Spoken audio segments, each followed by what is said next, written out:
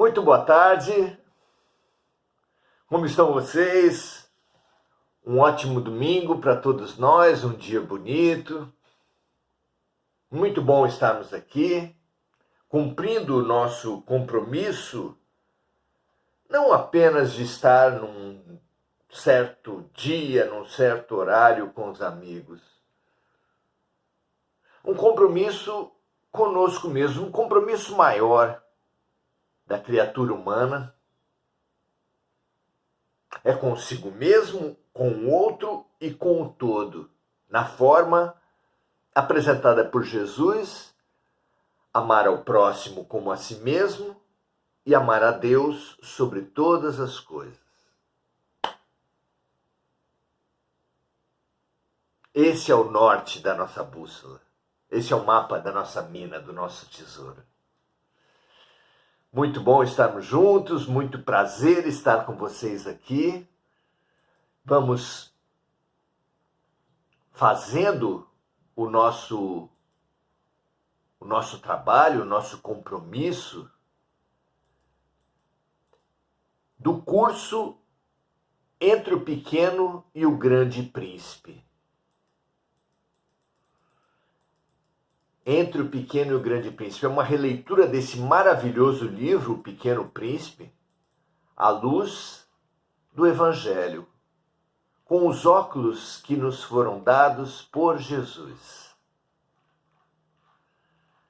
Não há convite mais interessante, porque O Pequeno Príncipe é, sem dúvida, um dos livros mais ricos espiritualmente, não apenas como literatura, não apenas como entretenimento, porque são, sim, literatura, são, sim, entretenimento, é, sim, entretenimento, mas há um conteúdo espiritual que eu mesmo não suspeitava antes de me debruçar, como tenho me debruçado há uns 2 anos, sobre esse livro. A quantidade de signos, de sinais que ele nos deixa para rever aspectos absolutamente essenciais de nossas vidas é enorme. E por isso eu saúdo muito a presença de cada um de vocês, encarnados, e saúdo muito a orientação, a inspiração para o que é falado e para o que é ouvido dos amigos espirituais que atuam comigo, que atuam com cada um de vocês. Muito feliz pela presença de todos. Vamos hoje estudar um dos grandes temas da mente humana. Uma das especialidades da psicologia, englobada com outra especialidade. Um dos maiores temas que a psicoterapia contribui com o ser humano é com o luto. O luto, para a psicologia, vai muito além da digestão da perda de um ente querido. Ele se estende para a necessidade que nós temos de superar todas as perdas, todas as frustrações irremediáveis precisam ser digeridas, e todos nós temos, sem dúvida, na vida, diversas dessas situações. Então, alguns de nós conseguem essa digestão, essa ressignificação, esse aprendizado em cima das dores, sem o auxílio técnico. Mas aqueles que se envenenam, aqueles que se paralisam nas perdas, nas frustrações, precisam da psicoterapia. Mas há um outro tema fantástico da psicologia, da filosofia, da evolução humana, que são as nossas sombras, que tem uma conexão muito interessante com o luto. São 2 temas ligados aos nossos lados sombrios, à depressão, ao pessimismo, à tristeza, à desesperança. Ficamos nesse estado de pessimismo, de desesperança, quando perdemos, quando nos frustramos profundamente.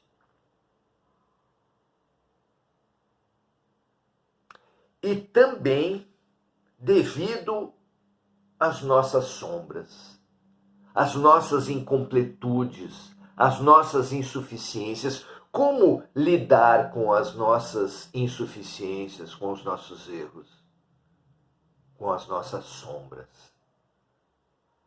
São duas habilidades fantásticas que todos temos que ter, porque todos passaremos por perdas e frustrações e todos possuímos incompletudes, lacunas, áreas doentias que, reconhecidas como doentias, nos abrem a cura. É lindo quando um alcoólatra se reconhece alcoólatra. É lindo quando os pais reconhecem que tem um filho deficiente. A primeira tendência do ser humano é negar suas sombras. Lidamos muito mal com as nossas insuficiências, incompletudes, ignorâncias. Temos preferido quase sempre arrogar, pretender, e essa arrogância, essa pretensão bloqueia o nosso aprendizado. Não podemos, como diz Jesus, ninguém pode andar para frente olhando para trás. Na imagem do Antigo Testamento, a esposa de Ló foi orientada a não olhar para trás, senão viraria uma estátua de sal. E ela fez isso e ela virou uma estátua de sal. Efetivamente, a não superação, a não ressignificação das sombras e frustrações. A negação das nossas sombras, das nossas insuficiências, das nossas doenças, são uma paralisia de nossas mentes no passado. Olha que tema fundamental para nós, que nesse momento da transição planetária, tanto precisamos nos libertar do passado, tanto precisamos reconhecer nossas lacunas, nossas ignorâncias, nossas doenças e nos curar, e avançar, e andar para frente sem olhar para trás, sem virar estátua de sal. É um momento crítico. O que nós vamos optar? Pela paralisia no passado ou pelo avanço, pela liberdade rumo ao futuro? Que coisa linda entender a necessidade disso. Então estamos estudando o capítulo 9 do livro O Pequeno Príncipe, à luz do Evangelho, que trata, a nosso ver, o capítulo 9 dos lutos. Vamos então ler o capítulo 9 dessa releitura de O Pequeno Príncipe no livro Entre o Pequeno Príncipe e o Grande Príncipe, livro que eu ofereço a cada um de vocês. A renda de todos os nossos livros é sempre endereçada a projetos sociais. E ali você vai ter esse estímulo à sua releitura de O Pequeno Príncipe, mas com esses óculos fabulosos do Evangelho de Nosso Senhor Jesus Cristo. Capítulo 9 do nosso livro. Antoine revelou crer que o Pequeno Príncipe aproveitou pássaros selvagens que emigravam lá no seu planetinha para sair. Importante dica para quem quer mudar é ligar-se a outros que também querem mudar. Diga-me, com quem andas te direi quem és. não é? Precisamos entender essa beleza, e foi assim que, descreve-se no livro, o Pequeno Príncipe conseguiu viajar, fazer sua viagem interplanetária. Viajou pelos espaços, ligando-se a pássaros selvagens que emigravam. Na linda figura da criança, com laços, cordas ligados a vários pássaros e voando. Na manhã da partida, o Pequeno Príncipe pôs o seu planeta em ordem, revolveu cuidadosamente seus vulcões, pela certeza de que, por eles serem bem revolvidos, os vulcões queimam lentamente, constantemente, sem erupções. Para nós, que vivemos despejando fogo à nossa volta, que nos iludimos negando e destruindo, é uma segunda indicação útil. Somente acolhendo, acarinhando, cuidando do que temos sido, alcançaremos o que seremos. Quanto temos perdido pelas nossas erupções vulcânicas, por cuspir as nossas bolas de fogo, não é? Quando atendemos às nossas carências, às nossas dificuldades, quando entendemos, quando acarinhamos e acolhemos, nos transformamos. Disse o príncipezinho, disse Antoine que o príncipezinho arrancou também, com certa melancolia, os últimos brotos de baobá.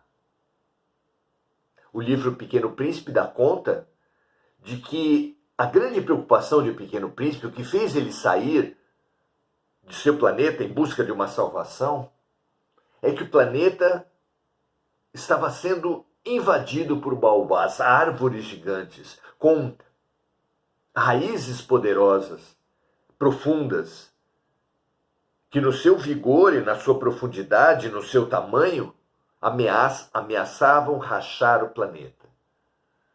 Nós, de nossa parte, tomamos os baobás como um símbolo do orgulho e do egoísmo, que na forma da polarização política, na forma da polarização ideológica, na forma da polarização religiosa, da polarização futebolística com as torcidas, na polarização dos partidos, estão rachando também o planeta Terra. Como salvá-lo? Vamos ver o exercício do Pequeno Príncipe na busca por salvar o seu planeta e encontrar a receita para salvar o nosso. Todos esses trabalhos cotidianos pareceram ao Pequeno Príncipe naquela manhã extremamente doces, mas ao mesmo tempo um pouco amargos. Amargos e doces. Essas ambiguidades próprias da vida. Estabilidade e mudança, ambas têm os seus encantos. E nós, que não somos bobos, queremos o melhor dos mundos. Valorizamos muito a segurança que a estabilidade dá. Assim como a distração trazida pela mudança.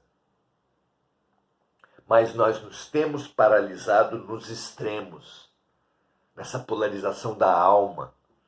Oscilamos entre euforias e depressões, estabilidades rígidas e mudanças abruptas e radicais.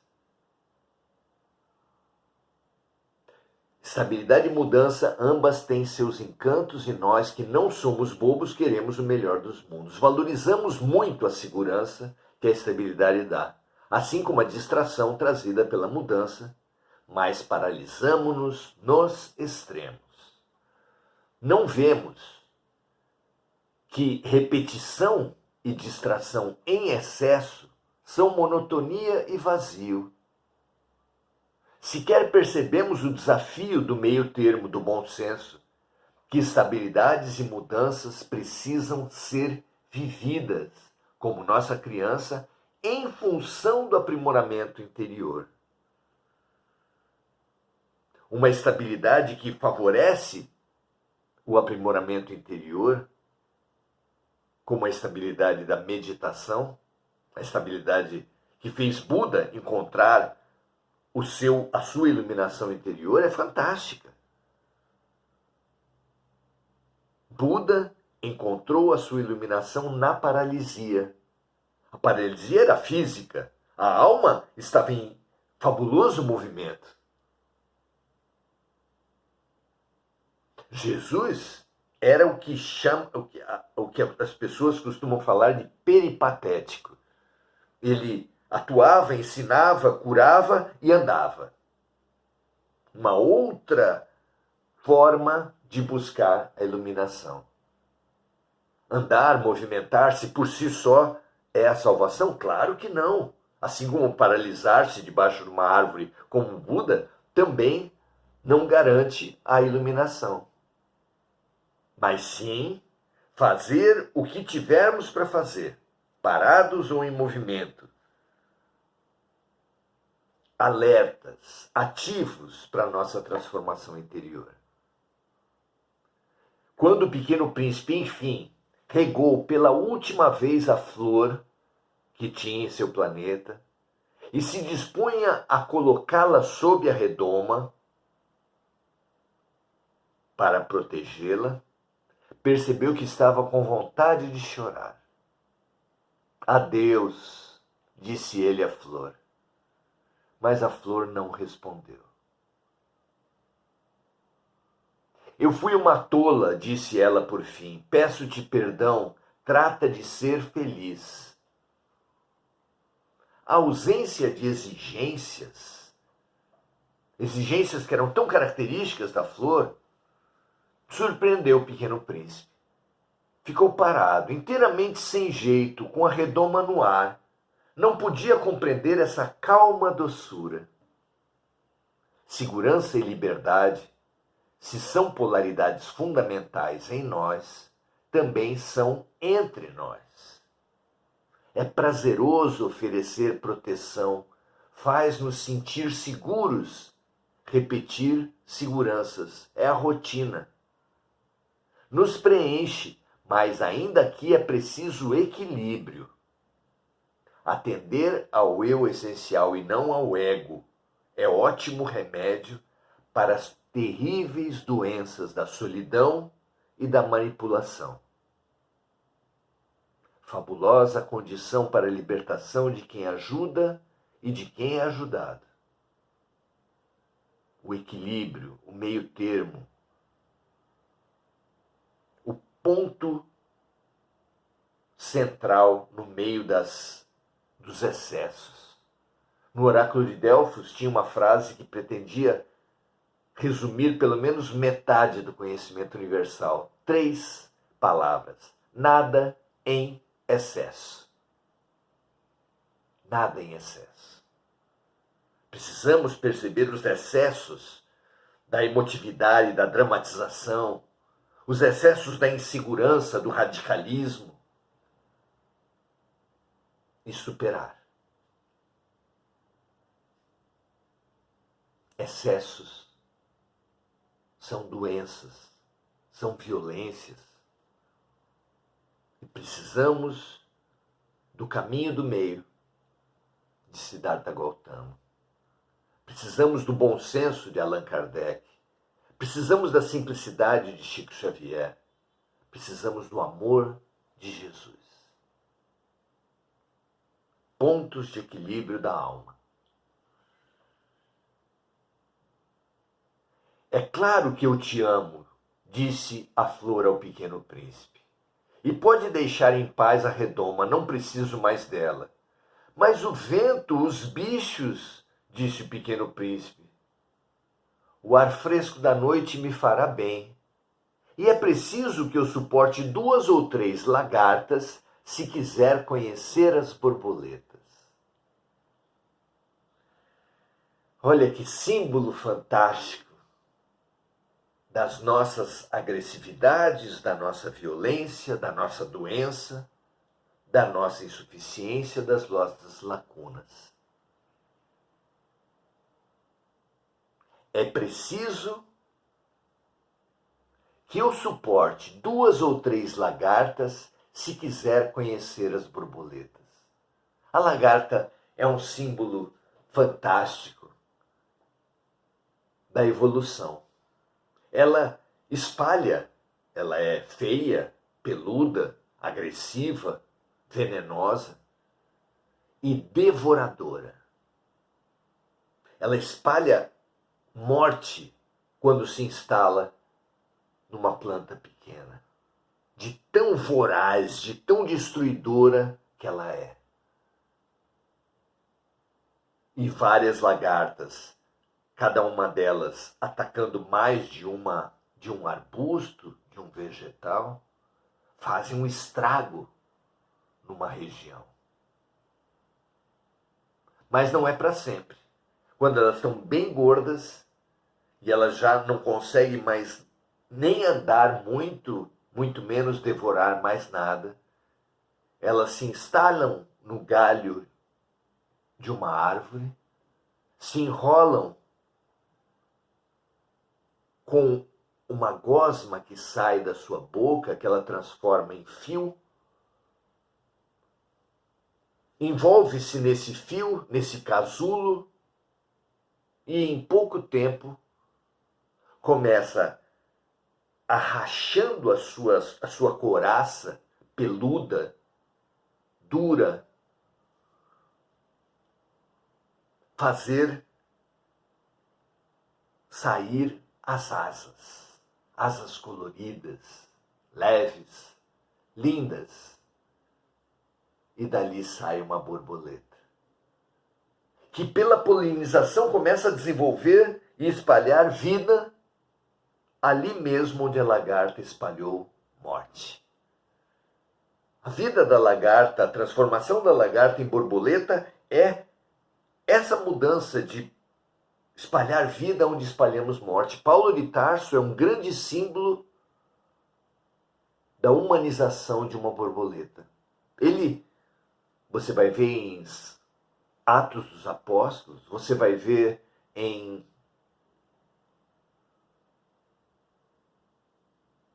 Paulo e Estevão, fabuloso romance da autoria de Chico Xavier e Emmanuel, que ele realmente foi um agente destrutivo, foi o primeiro perseguidor dos evangelhos,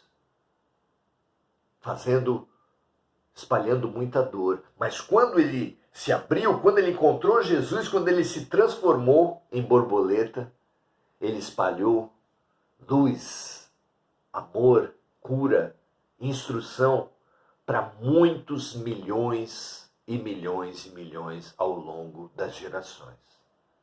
Pode-se dizer que o Evangelho só chegou até nós pela ação corajosa e determinada de uma série de borboletas, entre as quais Paulo de Tarso. E continua aqui: nós que não aceitamos os diferentes e queremos combatê-los, que não aceitamos nossas sombras e queremos negá-las ou puni-las, supondo que nós não merecemos ser felizes porque possuímos sombras. Ora, há ignorantes na escola, há doentes no hospital, mas em transformação, em aprendizado e em cura, não há por que se envergonhar das ignorâncias, se querer punir as doenças, negar. Ao contrário, assumamos, aceitemos o que a vida sábia nos receita, nos transmutemos, aprendamos, nos curemos. Não é?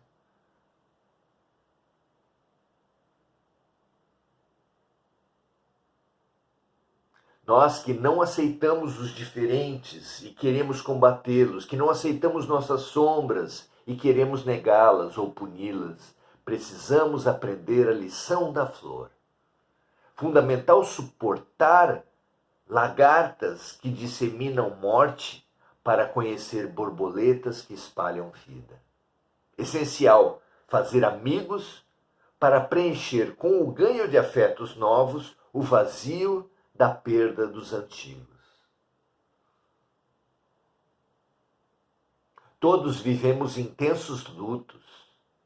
Tudo que vive na matéria inapelavelmente irá morrer. Nossos pets, nossos animais, nossos pais, nossos avós. Alguns de nós passarão pela difícil experiência de ver morrer os seus filhos, netos até.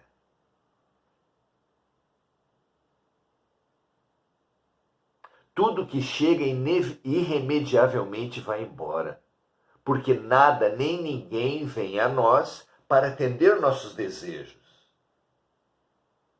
Tudo o que acontece atende às nossas necessidades. As perdas, as frustrações são só aparentes, são ganhos, são remédios amargos, mas são remédios. E o doente que cospe os remédios adia a sua cura. E o doente que cospe os remédios e adia a sua cura aumenta, prolonga as suas dores.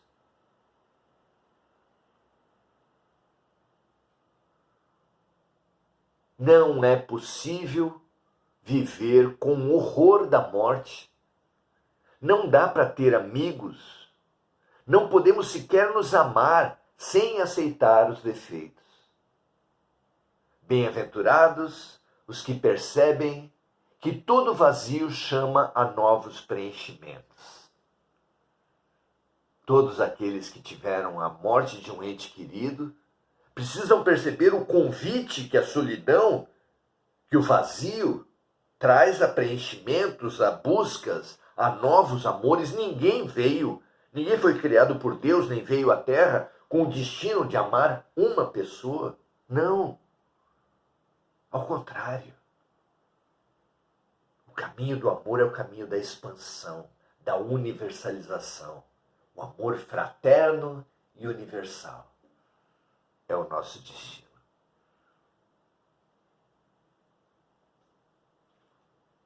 Toda solidão convida a novos encontros.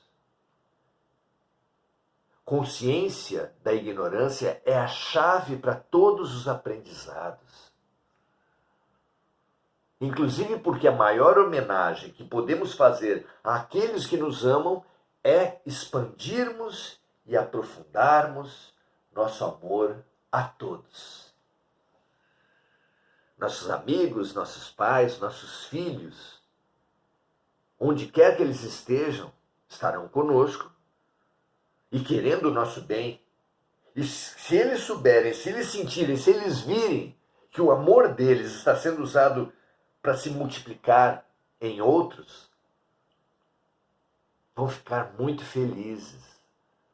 Vão receber como estímulo aos seus próprios crescimentos de amor.